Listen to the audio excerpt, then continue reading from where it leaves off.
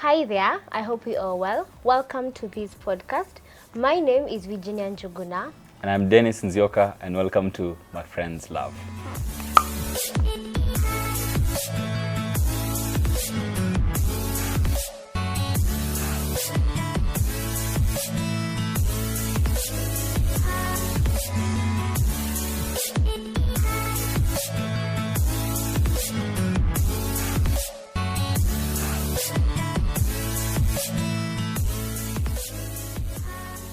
On this episode, we're going to talk about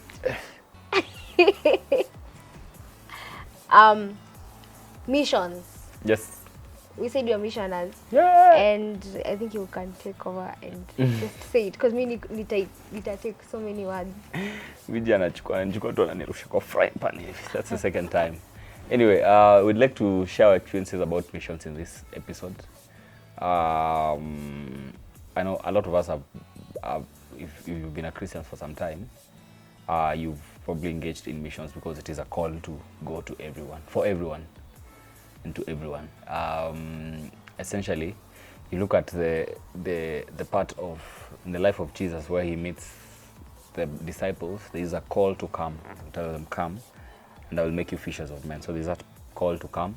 And then there's a period where they're working with Jesus for some time, and then now there is a call to go towards the end, which is a Great Commission, which is found in Matthew 28. 11, 28. 11. Bible.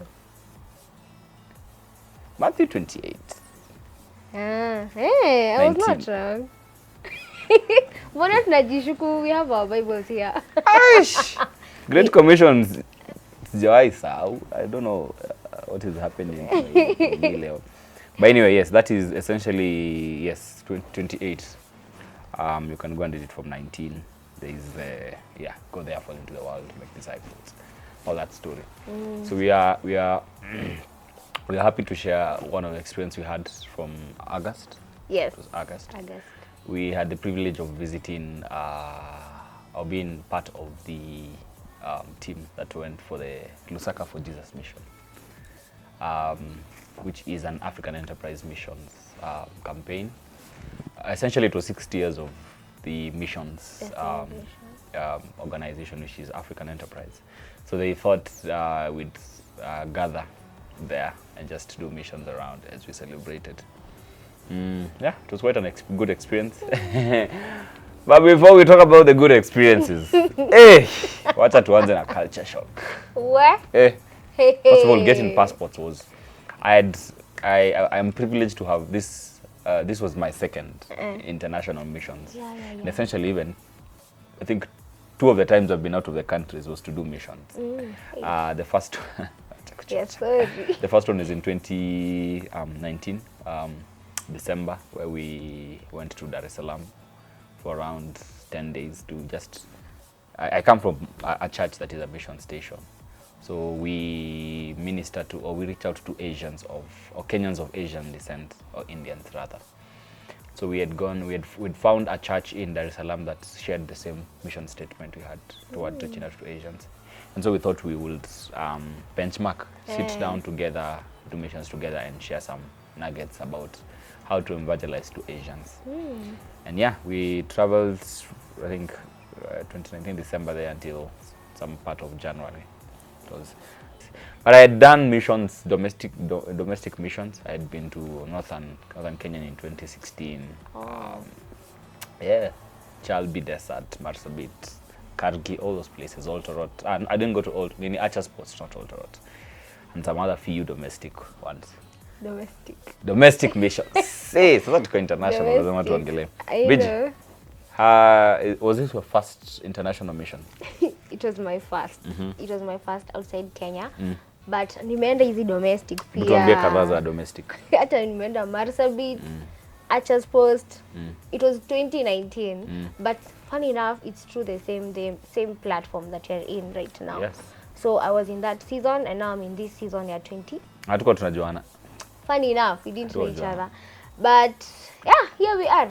But I will Abu tell us, because you've been there outside Kenya for two missions, different countries. What is the difference? Of course, the first time we went to Tanzania, it was I'd say there was that excitement of first it's a new country. And then kwanza mimi nilienda hapo, mimi ni mtu wa Coca-Cola, nikapata that's a Pepsi country. So we tulitafuta Coca-Cola. Tukakosa. So that's how I started drinking Pepsi anyway. Anyway, that's a small part of it. But the good thing was we were trying out some new things that we had noticed about missions. One of them was sports and evangelism. So tukiwa Dar, we invited some guys. We went to one of the park, into Jakaya Kikwete Park. It's one of the nice parks in Nini. Yeah, good with name. So we had some team come play with them. Nini. It was quite, played against ourselves also. Just getting to know those small bits about. So that one was quite of when on the 10 days that we were there, we didn't the structure was we'd stay around, and then because we had a host church, and then with the guidance of the host church, reach out to people, so they would tell us, today we'd like to go to this street. I remember I went to one of the seats in what's the name, can't remember, Morogoro, just reaching out, tukaingia mall, me and my friends, let me just expose my friends, walidhani wanajua Kiswahili. So we enter this shop and we find this is dominantly Indian owned shops in the mall. And of course, the Indians in Tanzania speak a lot of Swahili. And you see, yes, they know a lot of Swahili. So utapata wanajua ile Kiswahili fine. So sisi tukaona, because now we need to acclimatize, we need to start speaking Swahili. So my friends wanaingia hapo wanaanza kuongea Kiswahili, and that guy was like, "Nyinyi wa Kenya nyinyi eh? Nyinyi wa Kenya nyinyi?" And then he sees the bands here, and he's like, you guys are the only ones that can speak that bad Swahili and try to pretend that it's good." And we're like, yes, oh my guilty, God. guilty. But yes, the difference was, and then the language, trying to nini in Swahili, it's not easy. But I like Zambia. Zambia is dominantly a Christian country. Yeah. I think it's the only country in Africa that has declared itself, I don't know where, but as a Christian country. You see, Kenyans, we say we are. But hiyo ni kama somewhere you will go, this is a Christian country. Yes. And the people are quite welcoming. Yeah, there's a place we stopped, tukaingia kwa stadium, tukaingia kwa washrooms za choo zake. Literally. Keja jaribu. Jaribu hivyo kana hivyo. Yeah. Where? Quite welcoming people. And their food also, it's not kitu unaweza pia ati kula instantly, but our ugali is called ishima. Kwao ni nshima, and then it's kind of different kidogo. It's quite light. It's not as, unajua si tumezoea ugali ya Mluya bana, lazima ikuwe strong. Unapiga hivi kwa kuta hiyo ina stick, inafanya hivi. Yeah. And then me, I loved their omenas. Wanazita? Imagine si kukula kapenta. Kapenta. It is so sweet. And it's good. Unafu ukule kumoja. That is sweet. But I can say that, yes. But I can say that mission was quite a journey. It was quite, you learned so many things. Yeah. You got exposed to so many challenges missioners go through wakienda kwa ground. And you're like, we are missioners. This is what people go through when they go to preach the gospel to people. Yeah. And it was fun. I can say it was fun. Even as we were challenged, we were so used to acting. Yeah. We were so used to doing the drama through missions, but we were challenged to go an extra mile and do one-on-one. Yes. And for me, I fear going one-on-one because I really have to be equipped in a way that msi akiniuliza Bible, I have to be ready to really answer that person. Yeah. Kusimamisha mtu kwa barabara, I thought kuna watu watakata. Yeah. Akazile zao ishia weta si wa Tanzania, but these people are so welcoming. Very welcoming. And it is so good. What is your takeaway for the mission, the entire mission now? I think my takeaway is based on the mission that we had in Zambia, which was an in-house missions. Basically, we had countries from Africa coming into to reach out to the southern. It was not just the southern part of Africa, and it really moved me how much we as Africans can reach out to other Africans and the impact that can bring. Yeah. There's something in the so part of the biggest majority of the unreached group fall within something called the 1040 window. Teach us. Sasa, I learned this when I went through Explore Kenya. It's a missions program. So we have so 1040 window. Unakumbuka zile, is it longitude ama ni latitudes? Longitudes. Anyway, scratch that. Your teacher. Longitude ama latitudes. Longitudes. The ones that tell the coordinates of a place. Latitudes, ndio? To say longitude ndio za time. So, latitudes. The one that tells? Yani kama hii place ni degrees ngapi na ngapi. Oh yeah, yes. It's the latitudes ndio. Yeah. Sasa, the biggest, so we have the unreached. The unreached are probably the people who've never heard the gospel, that have not been able to get access to hearing about the love of God. That is called the unreached. There are some that are unreached because in their countries, there are a lot of things that happen in their countries that are probably against the Christian faith. Yeah. So you'll find that these people cannot hold public meetings like the way we do, like pray, they go to church or Bible study. Wow. They do not have the Bible. Yeah?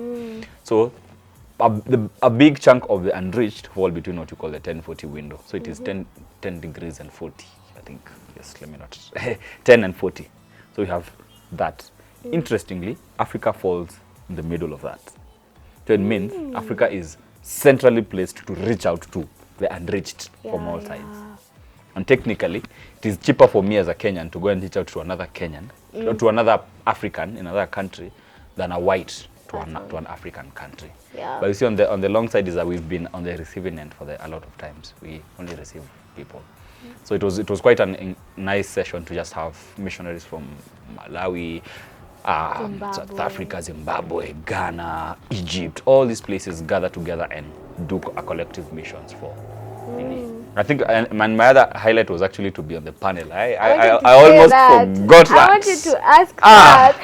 I was in a panel at the youth rally in Lusaka with Kina. Big people, let me tell you. I know, right? Big people. Representing Kenya. Representing team. Yeah. That was amazing. Bana, I was sitting nikiwa hapo kwa panel na imagine any Abel Chungu is seated there listening to what I'm saying. Mag 44 sijui kina nani. Yeah? And then we had the panel, kulikuwa na watu a guy from Malawi, a guy from Uganda, Tanzania. Zimbabwe. And then Kenya, me and Jugush. Shout out to Jugush from K-Crew. And I think meeting Kubamba in that missions and being together felt like home away from home, because ideally when you are a lot of Kenyans in another country, hata watakuwa na feel like tuko mbali.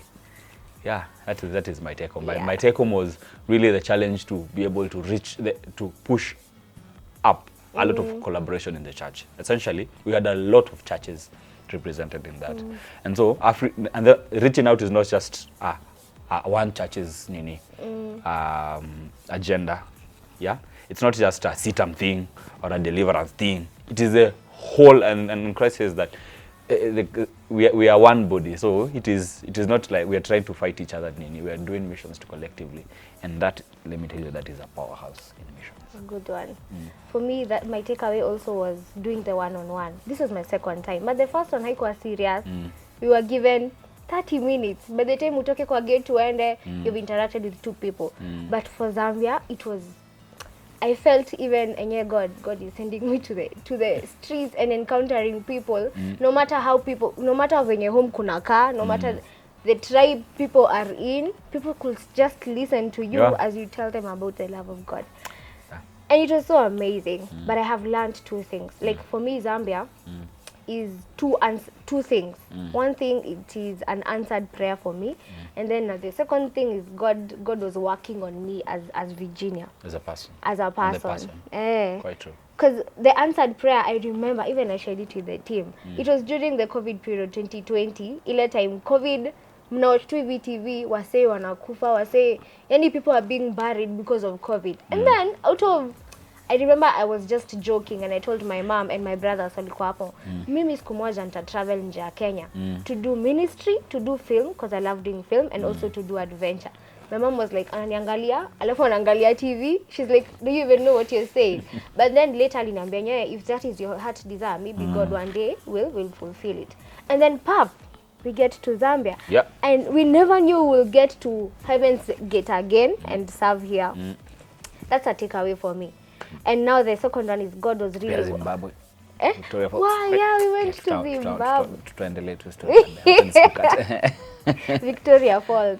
Man, that was just an amazing journey. The second thing I've learned, God was working on me as an individual, and as in nilikuja kuona yenyewe God was working on Virginia as a leader. And thanks to the team I have, thanks to everyone, the cast, and let me just include Pastor Felix and Baraka. You guys have made me realize I am a leader. I never thought I am a leader, because nakumukanga kuna time tulikaa chini tukasema our leaders will do their thing. And then I'm like, wait, our leaders, and people are like, Virginia, and I was like, kai kumbe I'm one of the leaders. And I can say, to brag, but no, I believe everyone is a leader. I believe everyone is a leader. So in Zambia, God sharpened and told me, you want to be a leader. Being a leader, it is a soft kama venye hii carpet inakaa tu poa, iko too smooth. Iko na tu vitu zake. And I went through that, and it really shaped me. Still shaping me, because bado si ati nimetoka. And I am grateful to God for the team. The team wenye nimetaja, our cast, and the two people. You guys, I really value you, because sijafika bado, but you have made me be where I am right now. And I thank you. Nilikwanga na, should I say this? Kuna times nilikuwa ninaangalia nalia kwa room. Sati every night was a crying night, but kuna times nilikuwa ninalia na God, I wish I was just a cast. But do you know what? God reminded me. I was in the bed, kwa bed yangu. God akanikumbusha, when we were volunteering in Heaven's Gate the other time, 2020, because of the COVID year time. I remember Pastor Linda and Pastor Gadesha were there in that panel, and they asked me, Virginia, you've been here again. Why are you here again? Na nilikuwa nafanya interview ya kuwa cast. And the answer I gave, I said, I might not be here for the crowd. I might not be here for the people tunaenda kupreachia huko. Maybe God is bringing me back for the team. It didn't apply that time. Kumbe may apply this time, because I feel I have a burden for the team than even the people we are going to minister to. And God, I can say I have learned a lot from the mission field, and your heart should be so willing to go and serve. Because someone reached out to you, that's why you're born again. If someone did not say yes to the calling, then you couldn't be here. And I also, another thing I can say I've learned before you say. I have learned when I think a lot of things happened. Hata mimi uzikumbukanga baadaye. Because it was 20, how many days? 20. So some things happened, we forgot about them, and then later when I go, by the way, that happened. I know. And one thing I can say from this mission, it has shaped me. But I feel I'm still being shaped, because a lot has happened. But I can say when God blesses you, He never gives you money. My testimony, God gives you people. And God giving me this team, the team, I feel blessed. And God bringing people also into your life, I also salute Njugush, because there are words He told me, him as a leader for another group. But anakuja we are together as a family outside there. He came and spoke life into me at that time, because I was low. And I was like, yeah, God, this is it. And then acha tu nisiendelee, but I thank God because of the team, for every individual manze guy. Yeah, I just remember that mimi 2020 tulikuwa na Njugush somewhere in Kisumu, just met and then we were seated with my two of my friends.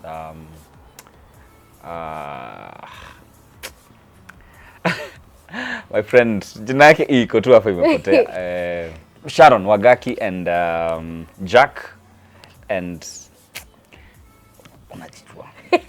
Sasa we were just having tea, just waiting. It was a burial of one of my friends. If you've watched the previous episode that I shot, the T-shirt that I was wearing, it was a hype. What is that? That was a T-shirt for my friend. So tulikuwa tumekaa hapo tunakunywa chai, and then Njugush akakam. And it's like he was coming to reach out to us. And then sasa nini mnafanya nini, like okay nini you guys yeah, we're born again nini. And you see, subconsciously he was ministering to us. It's like alikuwa anafanya missions kwa burial. Wow. But akapata, of course, by the grace of God, all of us there were born again. But afu akatuambia, he challenged us, akatuambia, what do you guys do? I told him, mimi niko film, nini, all these things, Jack, drums, Nani is a lawyer now, Wagaki. And akatuambia, Africa awaits you. And then akaenda. Wow. So, tukiwa pale kwa panel after imeisha, tunapiga story, aliniuliza, nikamwambia, do you remember? Ukituambia, it was you, yes, you told us, Africa awaits you, and then we meet in another country doing missions together. And just being able to sit down in a panel with him and representing Kenya and talking about Nini to young people was very mind-blowing. I had forgotten about it, I just remembered it now. And you see, it's the power of that, yes, of saying things to people, speaking life to people. You can imagine, it's like he was reaching out to us. Yani tu ile kutujulia hali tu, and then of course she talked about God nini. Na ni mtu tulikuwa tunajua, of course, based on Kenya alikuwa anafanya kitambo pale kwenye TV. But it's really a huge thank you to Njugush for doing a nice job. God has taught me also leadership through him and the team. Like and the team. For me, I thank our team, our cast team, and Pastor Felix and Baraka, and I thank the Kubamba team and their leaderships. Kwanza their leadership. Manze, these people, ata hawajali. We got there, our truck was stuck. Nguo zetu ziko tumeziacha kwa boda. But they came and were like, you guys, do you need clothes? Fly on a food truck kwa boda. 5 days kwa boda hatuna nguo na kwa nchi nyingine. Let me tell you, things that happen. And they gave us clothes. Hey, that was a kindness. Yeah. But also I've come to realize, even as let me give an example that is far from that. There's this time, should I mention him? It's okay. There's this guy called Pascal Tokodi. Alikuwa na drive along Kenyatta. Si Kenyatta. State House Road. And then he saw our former president, and he was recording him and told him, "Ona Selina." The way the president answered, aliansa, nimeona kitu kayo. But sikumbuki the exact word he said, but alisema amewatch. And do you know him when you two ali reply that statement, it made an impact in the film industry. Yes. That our own president can watch his local content. In the film industry, your time Selina ili rise, like the views and everything. And that's one thing I can also say, everyone in your life has impacted you kama hajui na kama anajua. And me, I still go back to the team. These people, every single person in our Heaven's Gate team has impacted me knowingly or unknowingly. And also you have impacted someone outside here knowingly or unknowingly. And my prayer is that every single day we interact with people, that God atatu guide. God atakuwa anatusend kwa wase, unadhani wase wako tu sawa. But kumbe these people need, if you didn't go there, someone could have gone and committed suicide. Just because you went and told them few words and you spoke life to them and mentioned and put God in their lives, it made an impact. So that's my highlight for the Zambia mission. It was adventurous, Pia. Yes, quite Wakosti, the Tanzania people, but they wanajuanga. They by looking at you, they can tell you're not from Zambia. Tanzania. Your Kiswahili tu yetu inatuuza. And a lot of these things we put, like Kenyans wanakuwa na hizi vitu mingi. Hiyo tukiwa dar the other time tulijitu. Ni wa Kenya wale. But I think yes, it's just probably to encourage everyone that it's not just a matter of kupanda ndege ama basi unaenda to another country to do missions. I think Pastor Felix challenge the gospel is first lived before it is preached. So how you live your life as a Christian is like preaching to someone else. Yeah. So it's and then at Springboard we had Nani speaking about global missions is local. Imagine, like you just have to start at home. Charity just needs to start at home. Yeah. I think missions really, like sisi God alikuwa na deal na sisi. As a team, kwanza tulikuwa na complaining mingi, a lot of things were not going on well, but God was dealing with our hearts. Yeah, for and sure. I think that is the power of the mission field. That God, even as we are reaching out to people, is also dealing with you as a person. Because the flesh, naturally, the flesh is greedy, ina complain, ina nini. But all these experiences are the ones that build a mission. Yes. Yeah, and I think tumetapitisha time labda. There's still more to share about this mission. Venye hatukumbuki sahi, but quite a lot. In our episodes lazima tutakuwa tuna mention Once one in a thing. while, yes. Yeah. But yeah, we challenge you to get plugging into the missions field in missions department, missions ministry, in your church where you fellowship, and then join the team. But the thing is, please pray and ask God to really guide you and read your Bible, because utapatana na wasee huku nje. And then you will also, maybe you don't know, maybe God is sending you to preach to the Muslims, to go outside there and preach to the Asians, people from the entire world. So it's for you to be really feed yourself with the word of God and allow God to use you and guide you. Yeah. I think also if you're also not able to go, yes, you can give towards missions. I know people who support missionaries around the world. There's also people, as you said, people who pray. There's an app called the Joshua Project where you go log in, and then they give you an enriched group, and then you pray about it. It tells you the statistics about this country. You can pray. Yes, there are a lot of things you can do actually. Si lazima ukuenge wewe unafunga bag unaenda. You can pray, you can support. I know there are people who stood with me. There are people tukiwa missions waliambia, by the way, when I was M-Pesa, wow. Someone sends me 1,000 bob, like, tumia kwa missions, like, thank you guys. So these guys are actively also involved in missions as we are on the ground. It's not a it's not a special calling. It is a call, a commission to everyone. Yes. To go, yeah. And also, it's like you said, it should start at home. Yes. May God, may God like show you how you're going to do it. Because at home, sometimes it's tricky because of many things. Yeah. But just allow God to really guide you. Usijitume. That's one thing I'm afraid. Usijitume ujambie, God amenisend. And yet maybe God has not sent you to do what you want to go and do. Allow God to direct you. Yes. And you start it with your family. And then it goes, it can expand. Yes. Anyway, we'd like to bring it to a close. Thank you for listening to us today.